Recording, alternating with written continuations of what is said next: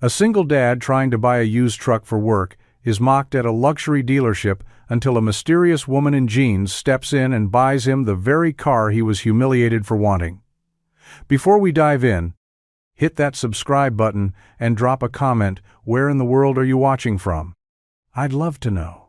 The morning air was still, the kind of gray quiet that settled over tired neighborhoods before the world fully woke. Jesse Navarro stood in his narrow driveway, hood popped on a borrowed van that coughed like it had one foot in the grave. Frost clung to the edges of the windshield. His fingers, raw from the cold, fumbled with a wrench that had seen better days, just like everything else in his life. "Dad, do you think the van'll make it to school?" Mateo's voice piped up from the porch, muffled slightly behind a scarf too big for his small frame. Jesse straightened, his back groaning in quiet protest. "She's got one more trip in her," he said, trying to sound confident. The truth? He wasn't sure the van would make it to the end of the block. But a dad's job was to keep hope alive, especially when there wasn't much else to give. Mateo, 9 and wiser than most kids his age, nodded solemnly and tightened the straps on his backpack. He never asked for new things. Never whined when Jesse said, "Maybe next week." But Jesse felt it every time like a weight behind his rib show. His boy deserved more than patchwork promises and half-tank mornings. They loaded into the van, and Jesse turned the key.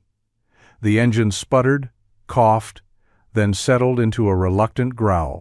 He exhaled in relief, gripping the wheel with fingers still smeared in grease. "We'll drop you off, then I'll head to the shop," Jesse said. "You got your homework?" "In the front pocket?" Mateo replied, then hesitated. "You're still going to look at cars today, right?" Jesse gave a tight smile. "Yeah, just going to see what's out there." It wasn't a lie. Not really. He had an appointment at a dealership that promised reliable trade-ins. What they didn't promise was affordability, and Jesse had exactly $17 left in his checking account after rent. But he'd go. He had to. The van wouldn't hold out forever, and he couldn't keep borrowing rides. Mateo needed safe wheels. He needed stability. And Jesse?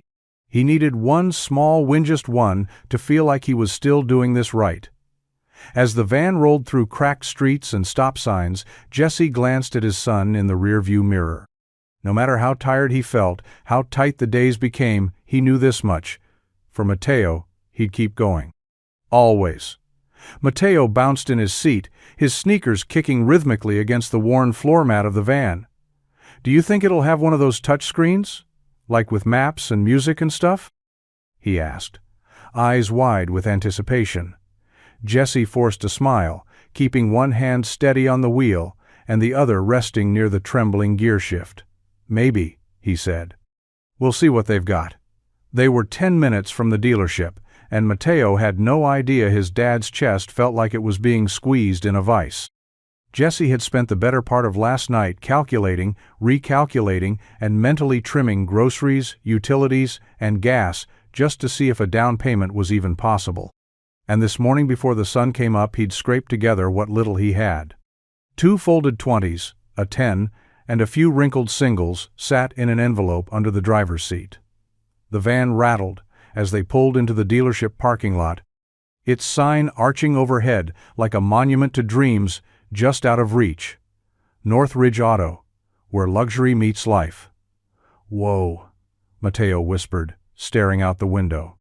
Sleek cars gleamed under soft spotlights, and glass doors opened with a polished hush as sharply dressed employees moved with practiced smiles. Jesse pulled into the far corner of the lot, away from the line of spotless vehicles. He turned off the engine, letting the silence settle between them for a beat. "Okay, buddy," he said, turning around. "Here's the deal. You stay close, don't touch anything, and just look. Today we're just looking." Mateo nodded eagerly, already unbuckling. "I got it." Jesse hesitated before getting out. He reached under the seat and pulled out the envelope, the corner already soft from being handled too many times. He slipped it into his back pocket like it was nothing, like it wasn't every dollar he had to his name. As they approached the main entrance, Jesse couldn't help but feel the eyes on them. The salesman by the showroom window, pausing mid-sip of his coffee, the receptionist's smile tightening slightly. Jesse kept his chin up. He wasn't here to impress anyone, he was here for his kid. And that was reason enough to walk through those gleaming glass doors, no matter how small his bank account was. The glass doors slid open with a whisper, and Jesse stepped inside, Mateo at his side, eyes bright and full of wonder. The showroom was spotless floor like polished ice, air smelling faintly of leather and expensive cologne. Cars sat on display like works of art, shining under overhead lights, their price tags tucked discreetly on the dashboards, like secrets meant to be discovered only by the right kind of people. Jesse took a breath, steadying himself. He had called ahead about a trade-in special older vehicles, high mileage but affordable. A man named Rick had said to stop by. Jesse scanned the room, trying to match a voice to a face. "Can I help you?" A tall man in a crisp navy blazer approached, flashing a practiced smile. His name tag read Rick Danvers, sales manager. "Yeah," Jesse said, shifting uncomfortably. "I spoke to you earlier, Jesse Navarro. I'm here about the used SUVs, the trade-ins?" Rick looked him up and down, a flicker of recognition or maybe judgment passing through his eyes. "Ah, right, sure," he said, tone already losing its polish. "They're out back. We don't usually show those in the main lot." Mateo tugged at Jesse's sleeve. "Dad, can we look at that one first?" He pointed to a sleek black SUV near the center of the floor. "The thing looked like it could drive through a snowstorm without so much as a flinch." Rick chuckled not kindly. "That one's a fully loaded Crestmore LX. You'd need at least 65 grand to drive that off the lot." He turned his gaze to Jesse, smirking. "Bit out of range, don't you think?" Jesse's stomach twisted. He felt the words like a slap, especially with Mateo standing right there. "We're just looking," Jesse said quietly, putting a hand on his son's shoulder. "Sure you are," Rick muttered, already turning toward another customer in slacks and shiny shoes. Mateo looked up at his dad, brows scrunched.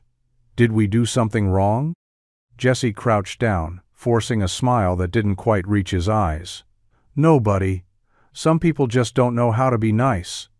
But even as he said it, his chest felt hollow. The envelope in his pocket suddenly weighed 1,000 pounds, and for the first time, Mateo seemed to sense the difference between what they had and what they didn't. Before Jesse could usher Mateo toward the back lot, a voice broke through the awkward silence behind them, clear, calm, and unexpectedly warm. "Excuse me," the woman said. "Did I just hear you say that SUV's out of range?" Jesse turned. Standing a few feet away was a woman in worn jeans, a forest green jacket zipped to the collar, and a messy braid slung over one shoulder. She didn't look like the rest of the dealership's clienteleno designer heels, no expensive handbag, no jewelry. But her posture was steady, and her eyes sharp and kind were locked on Rick. Rick blinked. Yes ma'am, that Crestmore is one of our high-end models." She smiled, but it didn't quite reach her eyes. "Good. I'll take it." Jesse frowned, unsure if he'd heard right. Rick straightened, confusion flickering across his face. "I am sorry, you want to buy the Crestmore?" "Yes," she said, already stepping closer to the SUV. "I'll pay in full, but I'd like to add a note." Rick blinked, flustered. "A note?" The woman turned to Jesse and Mateo now. "For your son," she said, voice softening. "If that's all right." Jesse stared at her, trying to make sense of what was happening. "A what?" "Ma'am, we weren't asking for anything. I can't let you." She raised a hand gently, not to cut him off, but to keep the moment from spiraling. "I know. You weren't asking. That's exactly why I'm doing it." Mateo, silent this whole time, looked up at Jesse, then back at the woman. "Are you buying us a car?" The woman knelt, looking him right in the eyes. "No, kiddo. I'm investing in a future that deserves better wheels." Rick stood there, speechless. Jesse opened his mouth, then closed it again. His pride warred with the weight of reality, and the ache in his chest that someone, for once, had seen them not as a charity case, but as people worth showing up for. "Why?" Jesse finally asked, his voice quiet. She smiled again. Because I know what it's like to have nothing and still keep going anyway. Jessie watched the woman stand, brushing her hands on the thighs of her jeans like she'd just finished something simple, folding laundry. Maybenote just dropped tens of thousands of dollars on a complete stranger. I'm Claire, she said, offering her hand. Claire Bennett. Jessie hesitated, staring at her outstretched fingers like they were made of glass. It wasn't that he didn't know how to shake a hand, it was that everything about this moment felt off script. Surreal. He finally took it, his palm rough and calloused against hers. Jessie Navarro, he said quietly. And this is my son, Mateo. Hi, Mateo said, half in awe. He stood close to his dad, eyes darting between them like he was trying to piece together a puzzle without the box lid.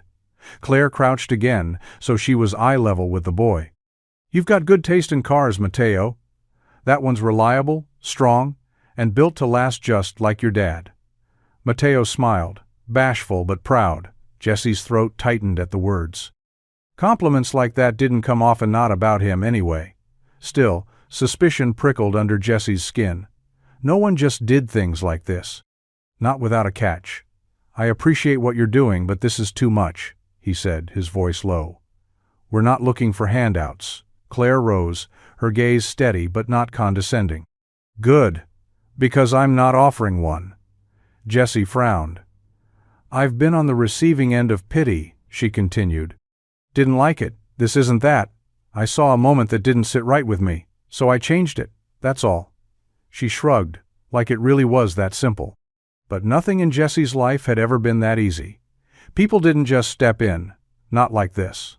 He studied her. No gold watch, no designer label. Her jacket looked a few winters old. But there was something polished underneath, an air of quiet confidence, like someone who knew exactly who she was and didn't need to prove it. Jessie swallowed, unsure whether to trust the kindness or brace for the catch. Why us? Claire just smiled. Because you didn't ask.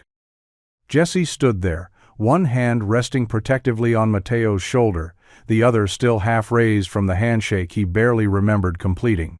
His heart was racing, not from excitement but from confusion, disbelief, and something else he didn't want to name. Hope, maybe. Claire seemed to sense his hesitation. She leaned lightly against the hood of the Crestmore, arms crossed casually, like this wasn't a life-altering moment but just another Saturday errand. I get it, she said. You're wondering what the angle is. Jessie gave a quiet snort. Something like that. There isn't one. She pushed a strand of hair behind her ear. I'm not trying to sponsor you or fix your life. I just saw something that needed to be set right. And I could. So I did. Mateo's hand tugged gently at Jessie's. Dad, can we keep it? Just this once? Jessie looked down at him, at the hope shimmering just beneath his voice. It nearly undid him. He turned back to Claire, his jaw tense. If I say yes, you're not going to pop up in 6 months asking for payments, right? Claire laughed, not mocking, genuine. No, I'm not here to make your life harder. In fact, she said, straightening, why don't we make a day out of it? I haven't had a decent Saturday in ages. You two seem like good company. Jessie blinked. You want to hang out with us? I just dropped a car into your life. Might as well make sure it fits, she said with a small smirk. Come on, lunch is on me. You pick. Jessie looked down at Mateo, who was now practically vibrating with excitement. Can we get cheeseburgers and milkshakes? Claire smiled. Absolutely. He looked back at her, still unsure how he'd ended up here, standing inside a luxury dealership with a stranger offering them lunch and a brand new SUV like it was a birthday party, and she was handing out goodie bags. Jessie let out a slow breath, the kind that felt like releasing 5 years of tension all at once. All right, he said finally. But just lunch. And I'm picking the spot. Claire grinned. Deal. The little burger joint Jessie picked sat on the edge of town, nothing fancy, just red vinyl booths, faded jukebox, and the smell of sizzling onions clinging to the air like an old friend. Claire didn't seem fazed. In fact, she ordered a double cheeseburger, fries, and a milkshake like she'd been coming there for years. No requests for substitutions. No menu Googling. Just a woman who knew how to make herself at home in unfamiliar places. After lunch, with stomachs full and smiles easier, they walked across the street to the park.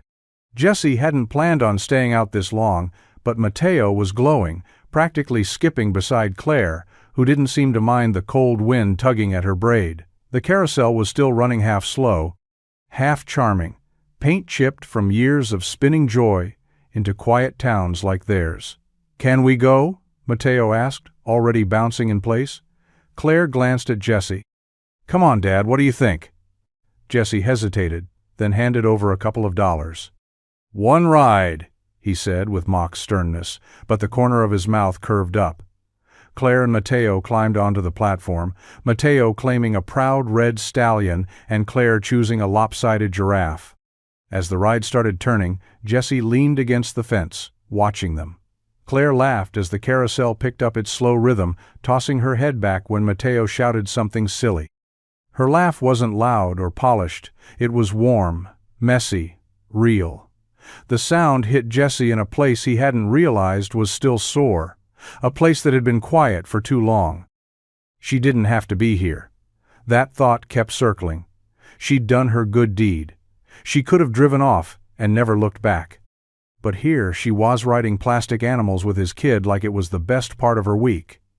Jessie shoved his hands into his jacket pockets, trying to keep the strange warmth in his chest from rising too fast. Maybe it was nothing. Maybe it was just gratitude.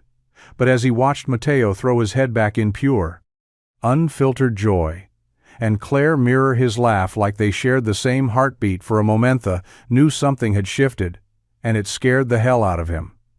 The afternoon sun broke through the clouds, casting a golden haze over the park as if the sky had decided to join in on the good mood. Kids darted between booths with sticky fingers and wide grins, the distant roar of a roller coaster echoing like thunder wrapped in laughter. Somewhere nearby, a pop song played from a battered speaker, its rhythm pulsing with life. Jessie sat on a bench, one leg stretched out, watching Claire and Mateo race toward the cotton candy stand like they'd known each other for years. Claire's braid bounced as she ran, her laughter trailing behind her like a ribbon, and Mateo looked lighter than Jessie had seen him in months. Maybe years. When they returned, Claire handed Jessie a cone of cotton candy that looked like it had swallowed a cloud. "Blue raspberry," she said, as if she already knew his favorite. "Figured you were more classic than wild cherry." He raised an eyebrow. "You figuring me out now?" "Maybe just a little," she said, grinning as she tore off a fluffy piece for herself. They sat there for a while, the three of them, sticky fingers and sun-warmed cheeks, no rush to be anywhere else. Mateo climbed up onto the bench beside Jessie and leaned against him, sighing contentedly. "This is the best day ever," he said, not even looking up from his cotton candy. Jessie glanced at Claire. She smiled softly, and for a moment there was no dealership, no price tags, no hidden questions, just them, like a snapshot of something simple and good. "You sure you're not secretly a magician?" Jessie asked her. Claire chuckled. "Not unless magicians run on caffeine and a lot of awkward phases." He laughed, and it surprised him how easy it was, how natural. She wasn't what he expected. Not when she bought the car. Not now, sitting beside him like a piece of a puzzle he didn't know was missing. As the sun dipped lower and the carousel spun again in the distance, Jessie felt it, the sparkle in the air, that gentle shift when something ordinary starts to feel like the beginning of something extraordinary. They found a quiet spot on a hill overlooking the park, just beyond the noise and flashing lights. The sound of roller coasters and laughter drifted in the distance, softened by the breeze. Mateo had passed out on the grass, arms splayed, face smudged with cotton candy and sun. Jessie tucked his hoodie under his son's head and sat beside Claire, their shoulders almost touching, but not quite. For a moment, they said nothing. Just watched the sky shift from gold to soft lavender. Claire broke the silence first. "He's a great kid." Jessie smiled faintly, but it didn't reach his eyes. "Yeah, he is." She looked at him, sensing something deeper. "You okay?" He took a breath, long and slow, like the kind you take before jumping into cold water. I lost his mom 4 years ago. Car accident. 1 minute she was there, and then she wasn't. Claire's expression softened. I'm sorry. Thanks. He looked out over the horizon. I wasn't ready for any of it. Suddenly, it was just me and Mateo and a mountain of bills. I was working construction back then. Long hours, not much money. I'd come home and he'd be asleep on the couch, waiting for me with his shoes still on. Claire didn't speak, just listened, her presence quiet and steady. I got injured on site 2 years ago back in knee. Nothing dramatic, but enough to put me out of work for months. That's when everything really unraveled. Sold the house. Moved into a duplex. Took whatever work I could find. Grocery runs, deliveries, odd jobs. He ran a hand through his hair, eyes tired. I've spent years trying to keep things from falling apart. Trying to give him something close to normal. He deserves that. But most days, it feels like I'm just patching holes in a sinking boat. Claire looked at him, her voice barely above a whisper. You're still afloat, though. He chuckled, dry and low. Some days, I don't know how. Maybe, she said gently, because you refuse to let him go under. That's something most people wouldn't have the strength to do. For a moment, Jesse let the words sink in. The wind picked up slightly, rustling the grass around them. He didn't say anything, but he didn't need to. For the first time in a long while, the weight didn't feel so heavy. The sky had darkened to a deep cobalt, the kind that comes just before stars start to peek through. Mateo snored softly a few feet away, curled under Jesse's hoodie like a cocoon. The park had begun to quiet, families trickling toward their cars, vendors shutting down their stands. But Jesse and Claire stayed on the hill, neither ready to let the day end. Claire leaned back on her elbows, eyes fixed on the sky. You ever feel like you're living a life that doesn't belong to you? She asked suddenly. Jesse turned to her, brow furrowed. What do you mean? She hesitated, then let out a soft breath. My family owns a company, a big one, cars mostly. Manufacturing, design, tech, all of it. I was raised in boardrooms and dinner parties, told I'd take the reins one day. Went to all the right schools, got engaged to the right guy. Took the right job. From the outside, I was on track to have this perfect life. Jesse studied her. What happened? Claire gave a small, tired laugh. Turns out the perfect life felt like a straitjacket. My fiancé didn't want a partner, he wanted a brand. Someone to stand beside him at fundraisers and smile for magazines. And the job. It paid well, but I hated it. Long days of pretending, of saying yes when I wanted to scream no. So one day, I just left. You left everything? Jesse asked. Not all at once. At first I just took a leave of absence. Said I needed to clear my head. But it's been 8 months. I'm still gone. She picked a blade of grass and rolled it between her fingers. Sometimes I drive around to places like this, trying to remember what real life looks like, what real people sound like. And today? Jesse asked, voice low. She smiled, but there was sadness in it. Today felt real. You and Mateo. You didn't want anything from me, you just were. And I needed that more than I realized. Jesse looked at her, really looked. Not as the woman who bought him a car or cracked jokes on a carousel, but someone just as tired of pretending as he was. Then stay real, he said. It suits you. The water ride was Mateo's idea. The kind of spontaneous, slightly chaotic suggestion only a 9-year-old could make at dusk, when the air was cooling fast and common sense started to fade with the sun. Come on, he begged, tugging at both Jesse's and Claire's hands. It's our last ride. You promised. I said maybe, Jesse protested, but his resolve was already cracking at the sight of Mateo's toothy grin and the pleading tilt of his head. Then Claire chimed in with a smirk. Don't be scared, Jesse. What's a little water? And that was how the three of them ended up squeezed together in a faded logboat, drifting toward a dark tunnel lit with cheesy glowing lights and the sound of fake thunder. Jessie sat in the back, with Mateo in the middle and Claire in the front. This poor attempt at protecting them from the inevitable splash. The ride lurched forward, and all three of them screamed not from fear, but from the sheer, unfiltered joy of letting go. The first drop was small, just a teaser. They came out of the tunnel soaked at the knees, Mateo laughing so hard he could barely breathe. Claire wiped water from her face, her braid plastered to her shoulder, and turned back to Jessie with a mock glare. "You said you had my back." "I said no such thing," Jessie replied, grinning wider than he had in weeks. Then came the big climb. The ride ticked upward, one clunky gear at a time. Claire twisted around. "If we go down and I scream louder than your kid, I want a hot chocolate." "Deal," Jessie said. They plunged. Water exploded over them like a wave breaking against rock. Jessie instinctively reached forward, steadying Mateo with one arm, and when they leveled out, all three of them were soaked from head to toe, laughing like fools. When they stepped off, dripping and breathless, Jessie watched Claire shake the water from her sleeves. Mateo beside her, bouncing as he recounted every detail of the drop. She didn't look out of place. She didn't flinch at the mess, or hold back her laughter.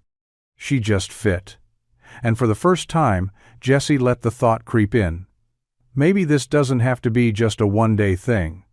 The sun had dipped low enough to turn the sky soft amber, casting a warm glow across the park as the last rides wound down. They strolled toward the exit slowly, shoes squishing from the water ride, clothes damp but spirits lifted. Jessie carried Mateo's hoodie, still soggy, draped over his shoulder, while Mateo trotted ahead in damp socks, pointing out everything he'd missed earlier like it was a brand new park.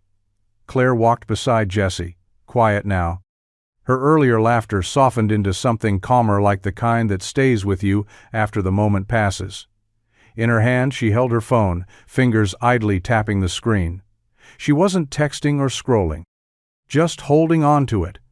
As they passed a cotton candy stand, Mateo ran back toward them, beaming. "Dad, look!" he said, and without warning he jumped onto Jessie's back. Jessie caught him mid-laugh, groaning theatrically.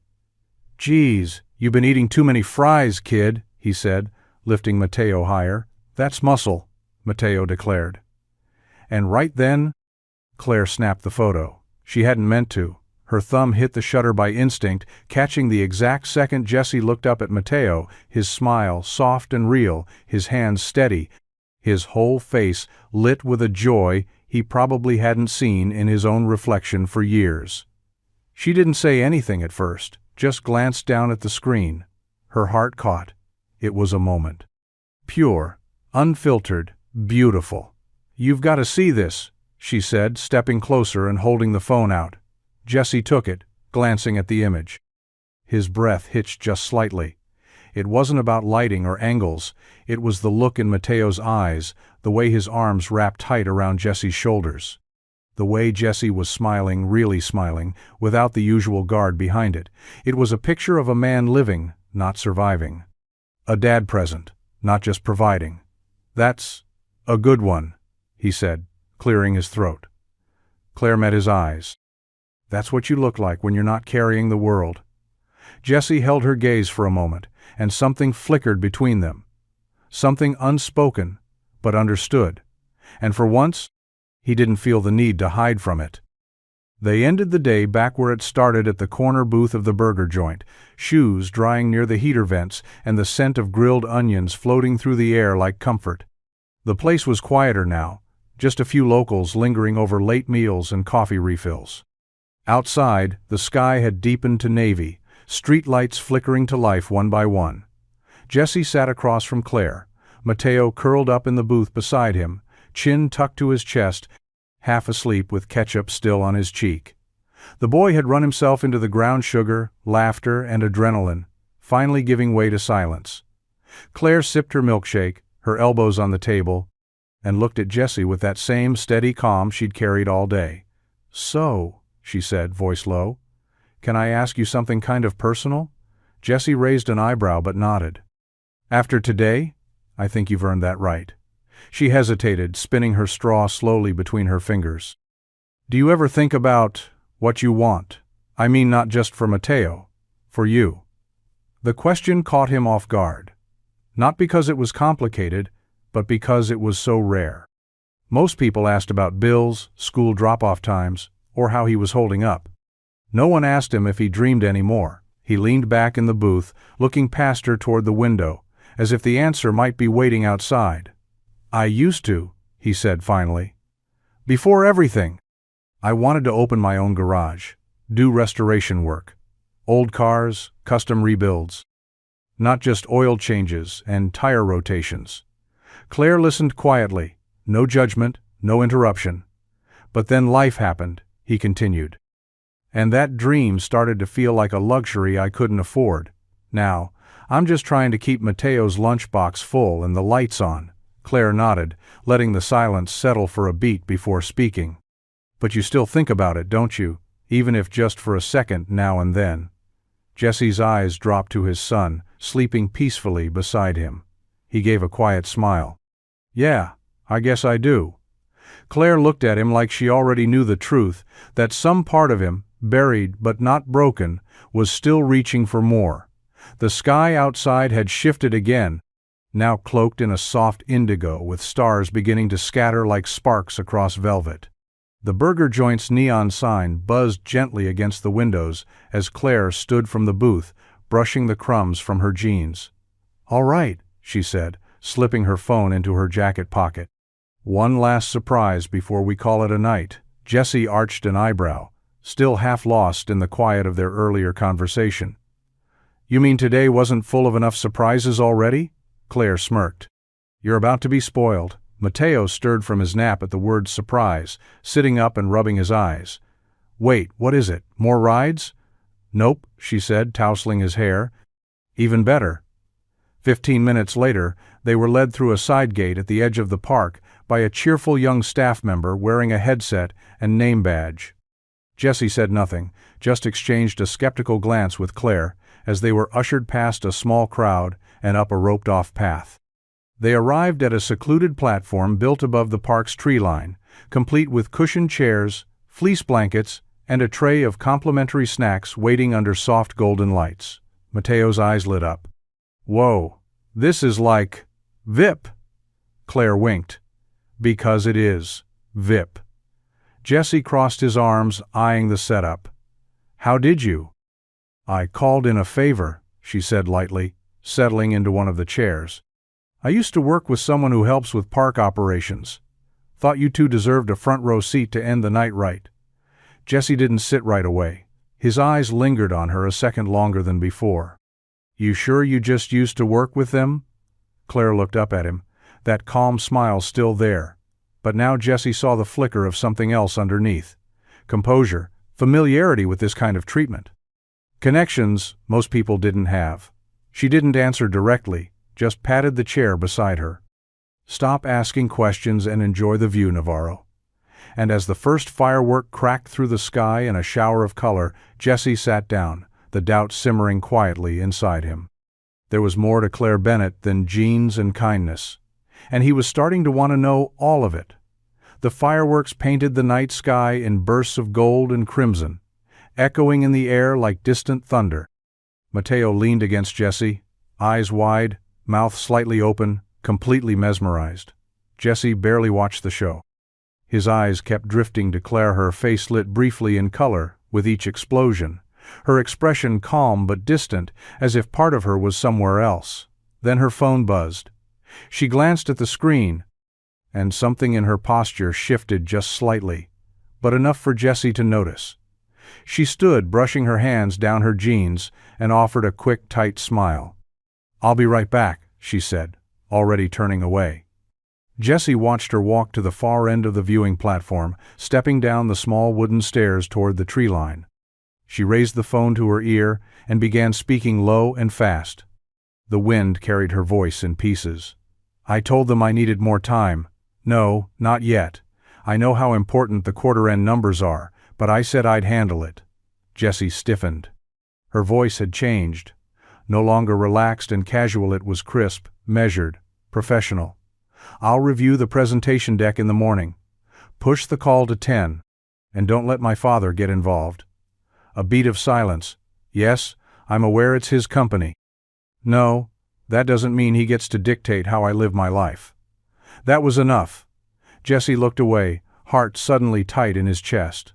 The fireworks kept booming overhead, but they sounded dull now. Distant. Mateo hadn't noticed he was too lost in the spectacle, but Jesse was somewhere else entirely, piecing things together he hadn't wanted to think about until now. This wasn't just a woman with a kind heart and a little extra cash. Claire wasn't taking time off. She was running something. Someone. And someone with power. Wealth. A last name that probably mattered in places Jesse had never stepped foot in. She returned minutes later, her smile back in place, her expression smooth. But Jesse could barely meet her eyes. Because now he knew Claire Bennett was hiding more than just her past. She was hiding who she really was.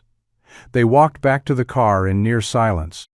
The park had emptied out, leaving only echoes of laughter and the crunch of gravel beneath their feet. Mateo was asleep in Jesse's arms, his weight warm and familiar, head tucked against Jesse's shoulder. The boy had burned through every ounce of energy and joy in him, and Jesse wished he could live in that simplicity a little longer. But he couldn't shake what he'd heard. Claire opened the passenger door for him, careful not to wake Mateo as Jesse settled him into the back seat. She leaned against the car, arms folded, gaze soft but alert. She knew. Of course she did. Jesse didn't hide his unease well. He closed the door gently, turned to face her. "So, that call," he said, keeping his voice quiet but firm. "You want to tell me what that was really about?" Claire didn't flinch. If anything, she looked relieved that he finally asked. "I work for my family's company," she said. "Bennett Automotive. My grandfather started it. My father grew it into something massive. I was supposed to take over eventually." Jesse let out a slow breath. The name rang a bell, of course it did. Claire wasn't just rich. She came from that kind of rich. "I figured it was something like that," he muttered, shoving his hands in his jacket pockets. Claire's voice was softer now, almost cautious. "I didn't lie to you, Jesse. I just didn't lead with it.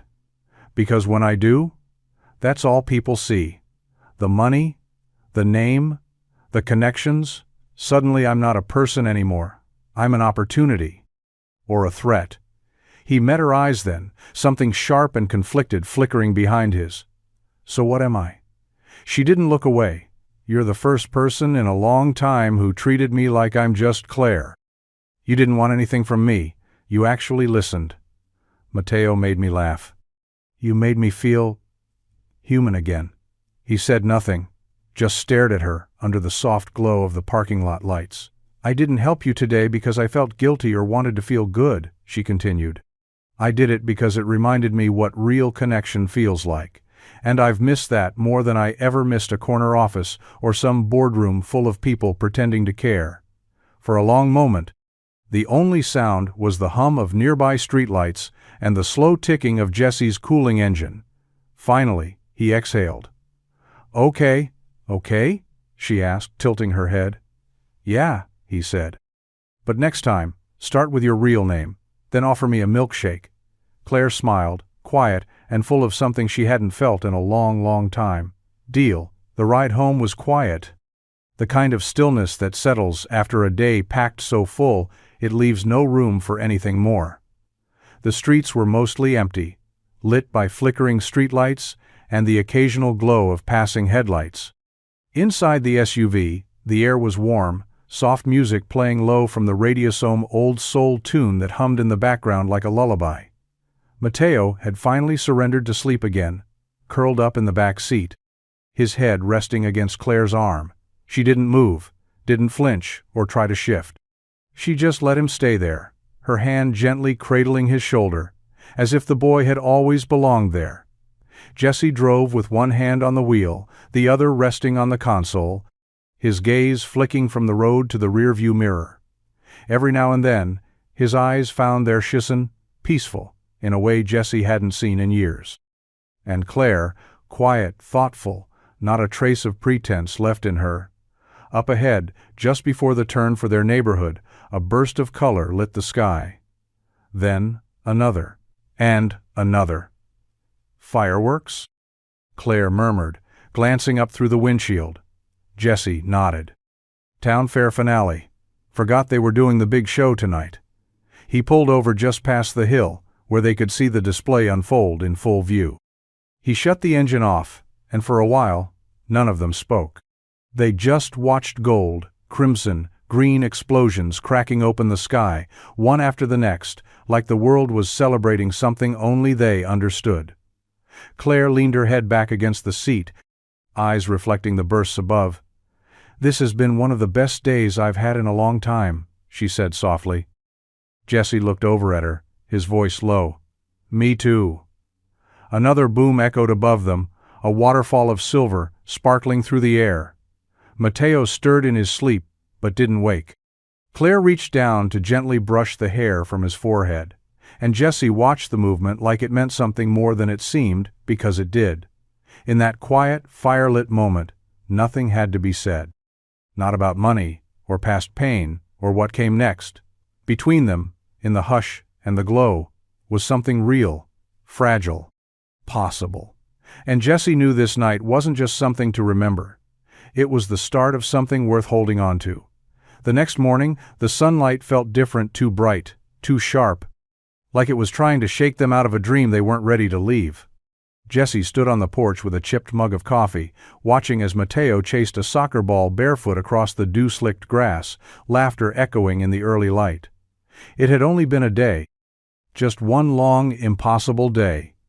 And yet it felt like something bigger had settled in something that didn't quite fit into their usual life of careful budgets and silent mornings. Claire hadn't texted. She hadn't called. Jesse told himself that was fine, that it made sense. She had her world to go back to, boardrooms, deadlines, and a last name that opened more doors than he could count. Yesterday had been an accident. A beautiful, impossible accident. And now? Now reality was setting back in, slow and quiet, like fog creeping over a field. He didn't tell Mateo that Claire might not come back. Didn't tell him that sometimes people walk into your life just long enough to remind you what you're missing, then leave before you get used to it. Later that afternoon, Jesse and Mateo returned to the dealership to pick up the title paperwork for the SUV. Rick, the smug salesman from before, didn't say much this time. Just handed over the folder and mumbled something about Ms. Bennett's assistant already taking care of everything. Jesse thanked him with a tight nod and turned to leave. But on the way out, he paused. The SUV sat in the lot, clean and polished, waiting like it belonged to them. Jesse ran a hand along the smooth paint, heart heavy. It wasn't just the car. It was the memory now tied to it. A memory of fireworks and cotton candy and laughter that didn't feel borrowed for once. He helped Mateo climb into the back, buckled him in, then slid into the driver's seat. "Do you think we'll see her again?" Mateo asked, eyes wide, hopeful. Jesse hesitated, staring through the windshield. "I don't know, Bud." He wanted to believe yes, but he'd learned a long time ago not to bet on maybes, and as they pulled out of the lot, the space beside him felt just a little too empty. The following morning unfolded like any other quiet, routine, normal. Jesse dropped Mateo off at school, then headed back to the duplex, the smell of burnt toast still clinging to his flannel shirt. The house was still, sunlight slanting through the blinds and casting long strips of light across the living room floor. He tossed his keys on the counter, made a half-hearted attempt at cleaning up the breakfast dishes, and collapsed onto the couch with a sigh that felt heavier than he meant it to. The magic was gone. The SUV sat out front, like proof that the day had happened. But everything else, Claire's laugh, her quiet presence, the way she'd looked at Mateo like she'd known him forever, it all felt too distant now, like trying to hold water in your hands. His phone buzzed on the coffee table. He ignored it at first, assuming it was a work alert or a reminder for a delivery he'd agreed to pick up later. But the screen lit again, and when he finally reached for it, Jesse froze. "Claire Bennett, thank you again for yesterday. It meant more than you know. A second bubble popped up almost immediately, like she hadn't let herself think too hard before sending it. If you and Mateo are free, would you want to grab lunch today? My treat. No roller coasters this time. Just burgers. Jesse stared at the screen, thumb hovering, brain catching up with his chest, which had already started to beat a little faster. She hadn't vanished. He read the message again, not missing the careful tone, the hesitation. She hadn't assumed. She'd asked.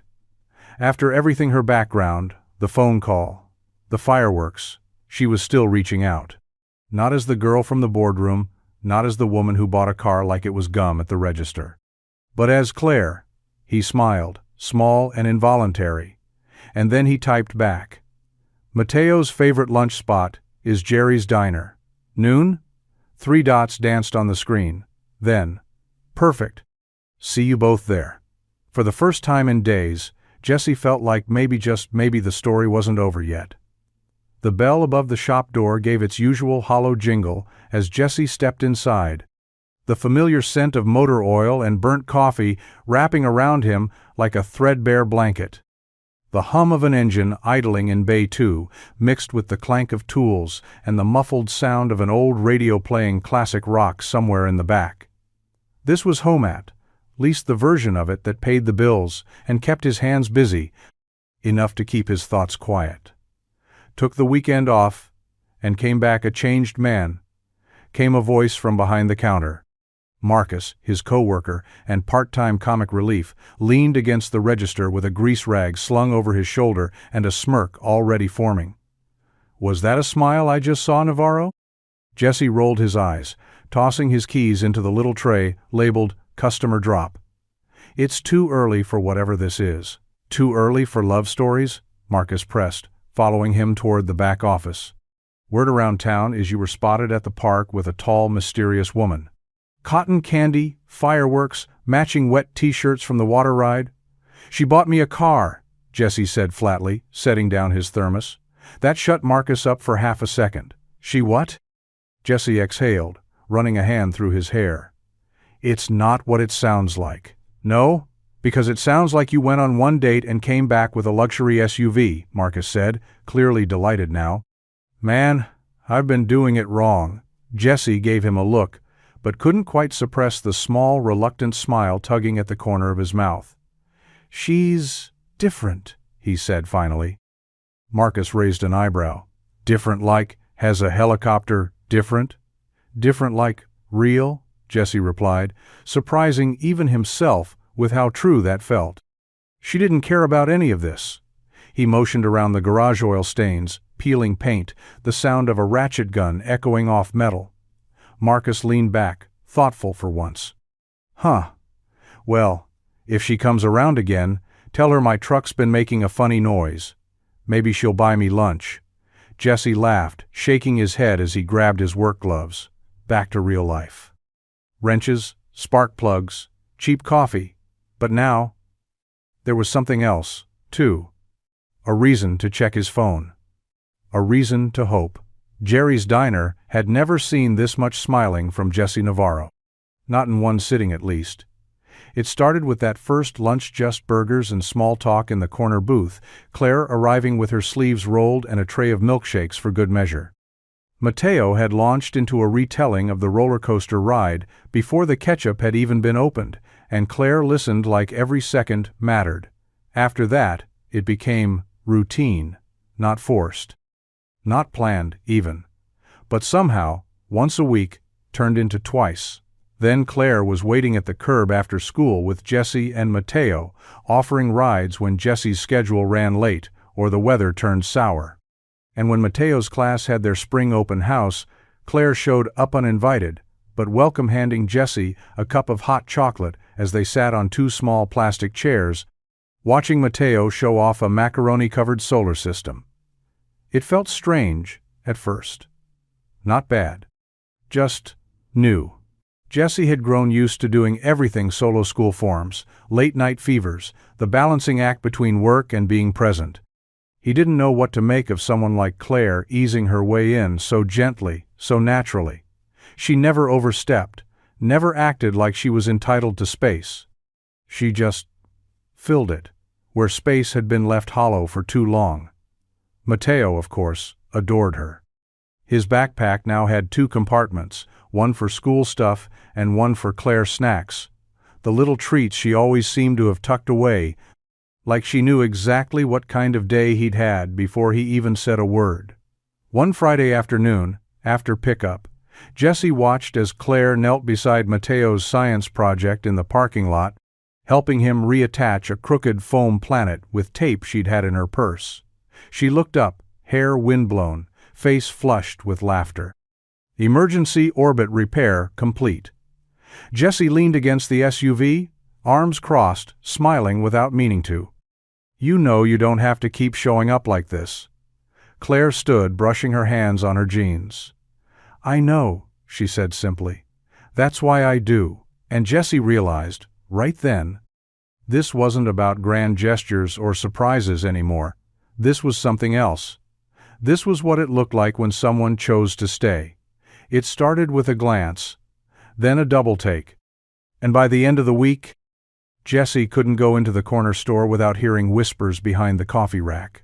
Claire Bennett had officially become someone in town, and not just because she kept showing up at school events or because Mateo wouldn't stop bragging that Miss Claire makes the best grilled cheese.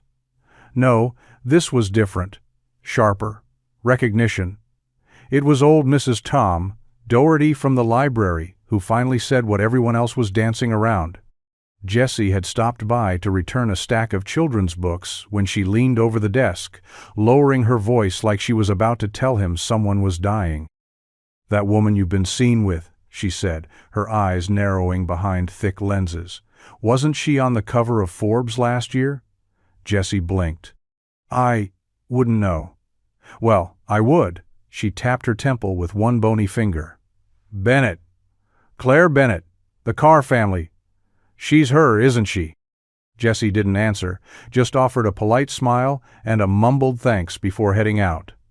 But it didn't stop there. At the garage, customers started asking strange questions.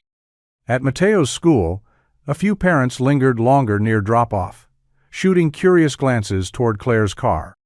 And Jessie couldn't ignore the look Rick gave him when they crossed paths at the gas station, half smug, half confused, like he couldn't figure out how Jessie, of all people, had ended up next to her. He'd never cared much for small-town gossip. Let people say what they wanted. But now, for the first time in a long time, the weight of other people's eyes felt heavier than usual. That evening, as the sun dipped below the rooftops and Claire pulled into the driveway with takeout in hand, Jessie watched her step out of the car confident as ever. No makeup, jeans, and sneakers, like nothing had changed. But things had changed. And Jessie didn't know how to protect what they were building from a town that loved stories too much to leave them alone. He opened the front door before she could knock. "They know," he said quietly. Claire gave him a soft smile, the kind that said she already expected it. "Then let them talk." The elevator ride was silent glass walls, revealing a skyline Jessie had only ever seen from below, all steel and privilege stretched high into the clouds. He shifted uncomfortably in his jacket, wondering for the 100th time if his boots were leaving scuff marks on the polished marble floors. The air up here even smelled different, like expensive wood and filtered confidence. Claire stood beside him, calm as ever, watching the city pass beneath them with the quiet ease of someone used to seeing the world from above. "This is your place?" Jessie asked, voice low, as the elevator slowed to a smooth stop on the top floor. She looked at him and nodded. "I don't stay here often anymore, but yeah, it's mine."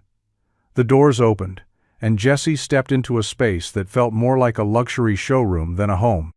Floor-to-ceiling windows wrapped around the open floor plan, spilling golden sunset light across spotless hardwood floors and sleek, minimalist furniture. Every surface gleamed. Every object had a place. And somehow, it all felt cold. Claire set her purse on a stone countertop and kicked off her shoes like this was the most ordinary space in the world. "There's coffee in the kitchen, or wine if you'd rather pretend we're fancier than we are." Jesse walked slowly through the space, his eyes catching on details: a row of high-end coffee table books that had probably never been opened, the kind of artwork you needed a gallery guide to understand, a fireplace that turned on with a remote. He paused at the far wall, where a photo of Claire's family hung in a glossy black frame. Her smile in the picture was familiar, but the eyes, they looked tired. "Performed. This place doesn't look like you," he said finally, turning back to her. Claire stood in the kitchen doorway, watching him. "That's because it isn't." He studied her for a long moment, the woman who fit just as easily into a school drop-off line as she did a penthouse. She didn't belong to either world completely, and maybe that's why she made sense in his. "You sure you're not slumming it with me?" he asked, only half joking. Claire stepped closer, something soft flickering in her eyes. "No," she said. "I'm finally breathing with you." The ride back from the penthouse was quiet too. Quiet. The kind of silence that settled, not because there was nothing to say, but because the things that needed saying didn't quite know how to come out yet. Jesse kept his eyes on the road, hands tight around the steering wheel. The glow from the dashboard cast faint shadows across his face, but the tension was written all over, him jaw clenched, posture stiff, like he was bracing for something he couldn't name. Claire sat in the passenger seat, legs crossed, fingers gently tapping against her knee. She hadn't said much since they left. Neither had he. It wasn't until they turned off the main highway, the city lights fading behind them, that Jesse finally spoke. "Your world," he said, not looking at her. "It's a million miles from mine." Claire shifted in her seat, her voice soft but steady. "It doesn't feel like that when I'm with you." "Well," he muttered, "it did to me." The words landed heavier than he meant them to. He let out a slow breath, trying to untangle the thoughts pressing on him since he stepped into that penthouse, polished floors, curated artwork, a fireplace you didn't even need to light. It wasn't that it intimidated him. It was that it reminded him, in every corner, of all the places he didn't fit.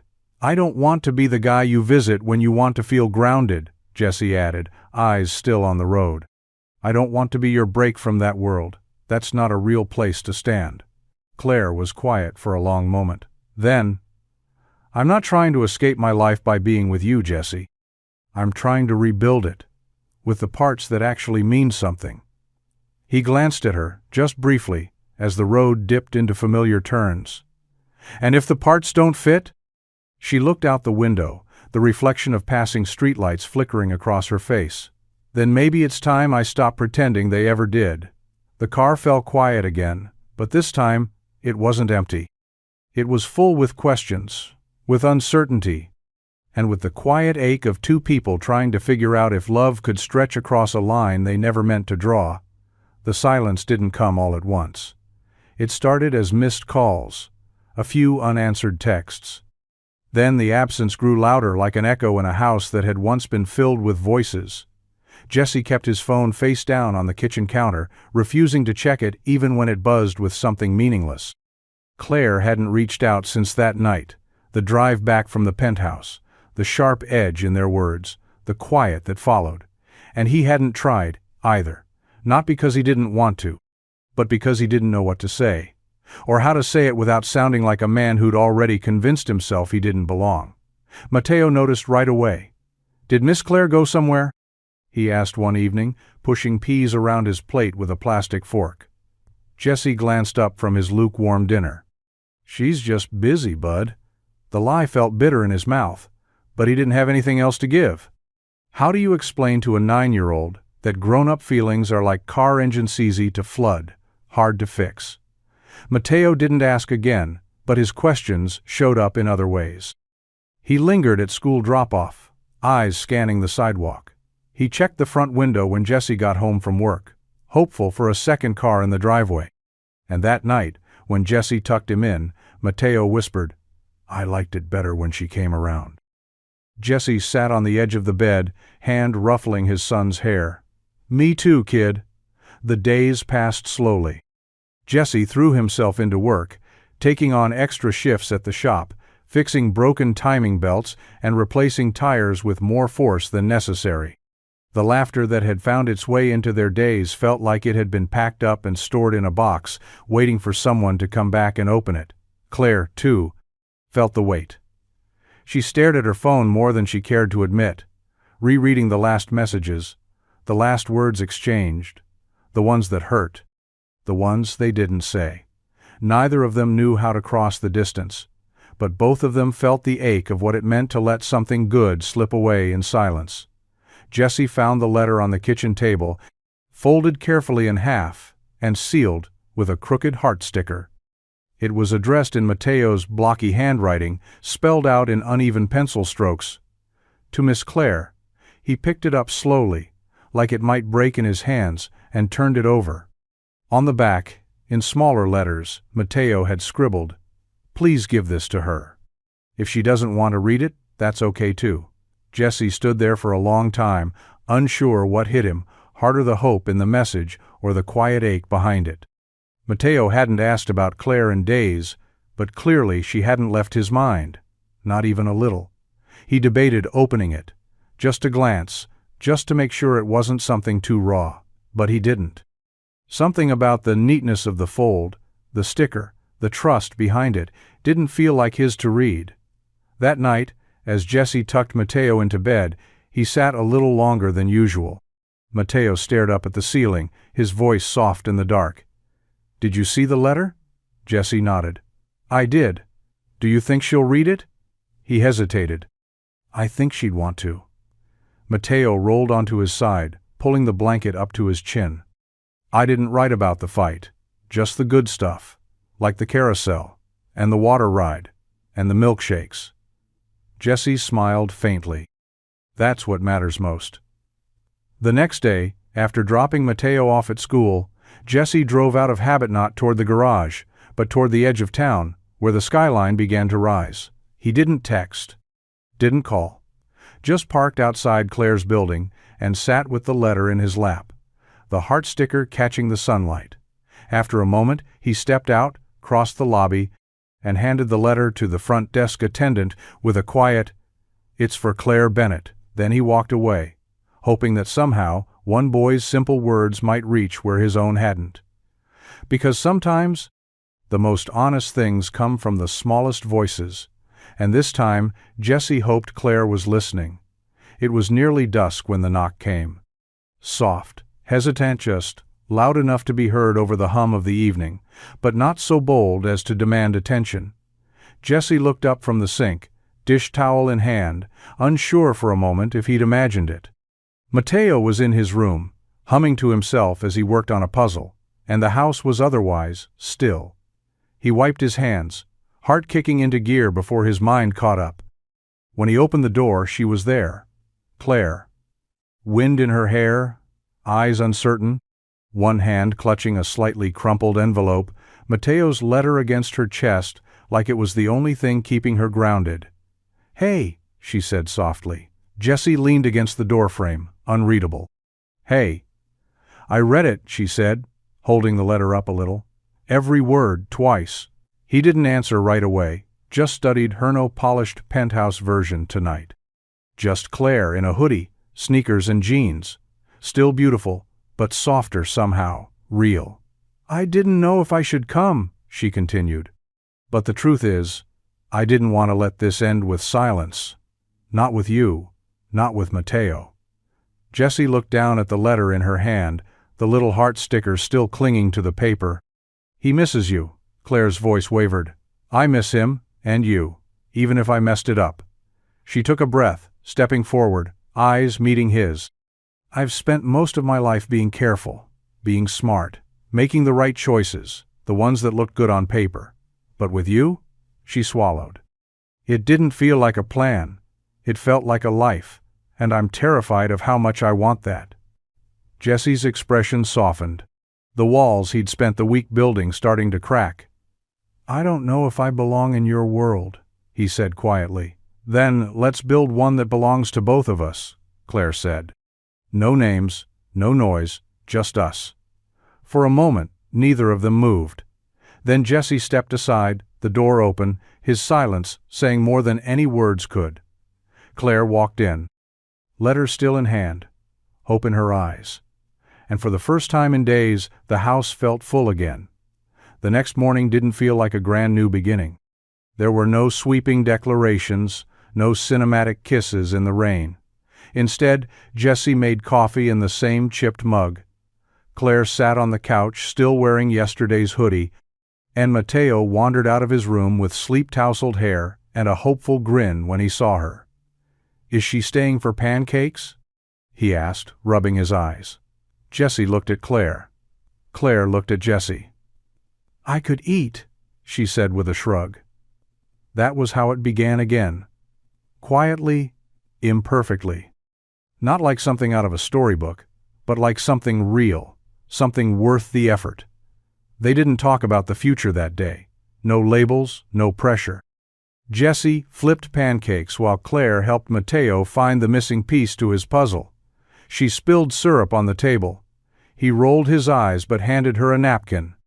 And somewhere in between the mess and the laughter, the sharp edges between them started to soften. Rebuilding wasn't romantic. It was clumsy. Some mornings Jessie said too little, unsure how much of his life he was allowed to share. Some evenings Claire stayed too quiet, unsure if she was taking up too much space in a home that had run on routine and survival for years.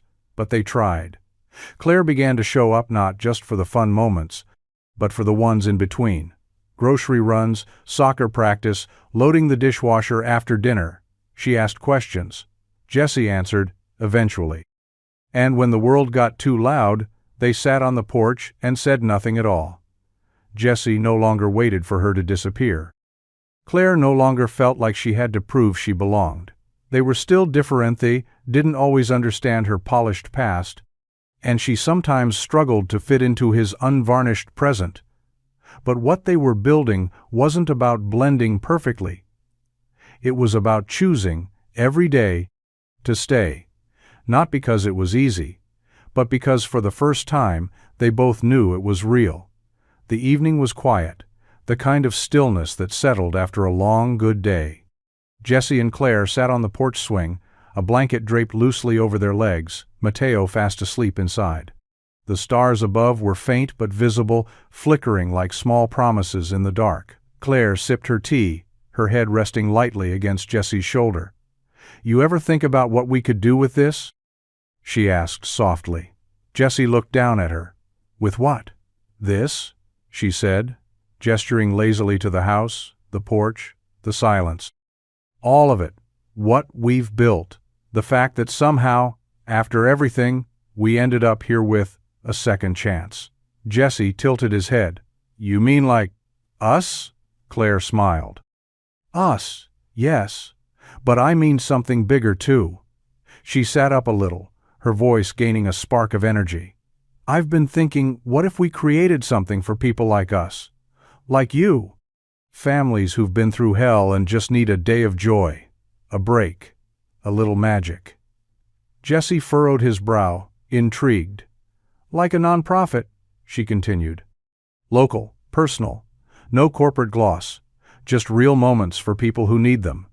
Park tickets, family nights, surprise meals, car repairs even." He raised an eyebrow. "Car repairs, huh?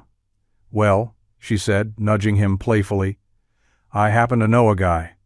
Jessie chuckled, but his expression turned thoughtful. "That actually sounds incredible." Claire turned to face him fully, the porch light casting a soft glow on her features. "Think about it, Jessie.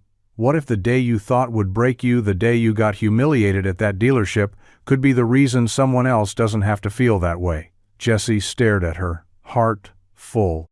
Not because of the plan, but because this was the woman sitting beside him.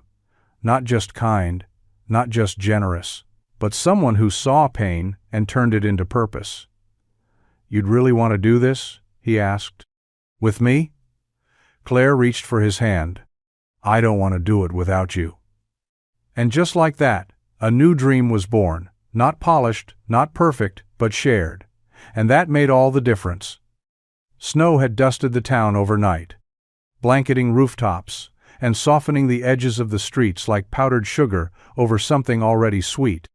Christmas was still a week away, but the spirit had settled in early storefronts, twinkled with lights, and carols played on repeat through crackling speakers.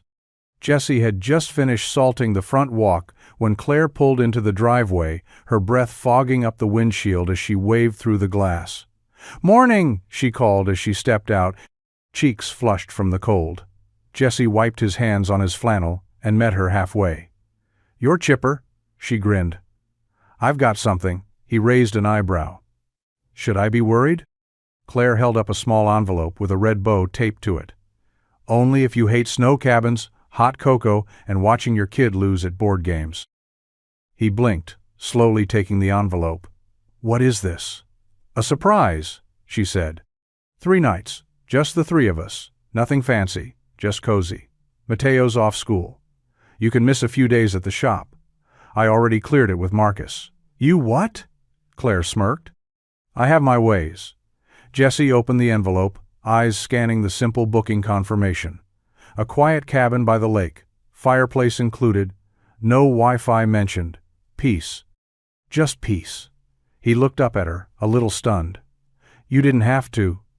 "I wanted to," she said gently. "Not everything I give has to come with a price tag, Jessie. Sometimes it's just about making space for people I care about." His throat tightened, but he nodded. "Well, I guess that makes 2 of us."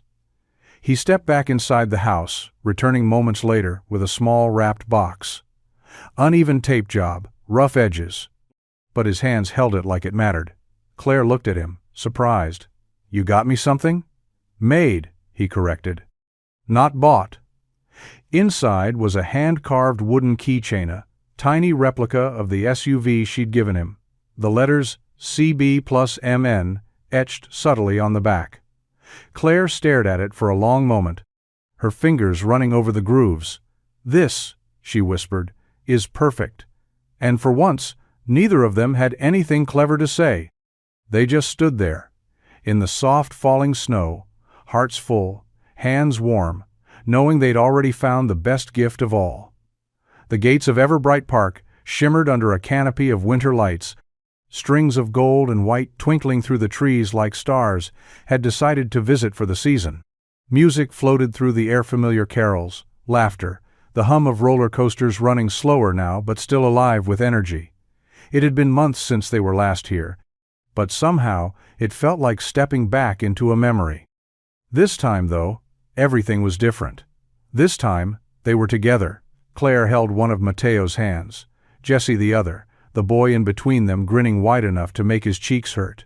He wore a puffy jacket, a snowflake-patterned beanie pulled down over his ears, and a candy cane already sticking out of one pocket. "I remembered where the carousel is," Mateo said, tugging both of them toward the glowing ride just up the hill. Claire laughed. "Of course you did. I think it's part of your internal GPS." They walked slowly, savoring the moment. The lights danced around them, and everything, the sound, the chill, the joy felt, wrapped in something tender and warm. Halfway to the carousel, Mateo stopped walking. He turned and looked up at them. Face thoughtful now, voice quieter than usual. "Can I tell you something?" Jessie and Claire both knelt instinctively, leaning close. "I know you two were scared at first," he said seriously. "But I always kinda wanted this." Claire tilted her head. "Wanted what, bud?" Mateo's eyes flicked between them, shining in the light. "For us to be a family." The words hit Jessie like a soft punch to the chest. Claire's eyes welled up immediately, her hand tightening gently around Mateo's. Mateo added, sheepish now, "I didn't want to ask, 'cause I didn't want to mess anything up, but I kinda wished it." Jessie pulled him in, arms wrapping around him in a strong, silent hug. Claire rested her hand on the back of Mateo's head, her voice thick with emotion. "You didn't mess anything up, sweetheart. You helped build it." Mateo looked between them again, this time with a proud little smile. "Can we ride the carousel now?" They laughed, standing together, their hands joined once more. And as the music swelled and the ride lights spun, Claire and Jessie knew this wasn't a wish anymore. This was real. The morning was crisp, the kind of cold that made breath visible and cheeks pink, but the sunlight poured through the trees like it had waited all winter to shine just for them. Everbright Park stood ahead, gates wide, music playing, and laughter already rolling out in waves from inside. But this time, Jesse wasn't counting the dollars in his wallet. He wasn't checking his watch or wondering if they could afford the snack booth. There was no weight in his shoulders, no silence between him and his son. This time, he wasn't alone. Claire stood beside him, hand in his, her smile easy and warm despite the frost in the air. On her other side was Mateo holding both their hands now, proudly, confidently, like he knew exactly where he belonged. They walked together toward the Gateno hesitation, no whispered plans, just 3 sets of footsteps and the kind of comfort that doesn't need to be spoken out loud. A worker at the booth glanced up as they approached. 3 today? 3, Jesse said.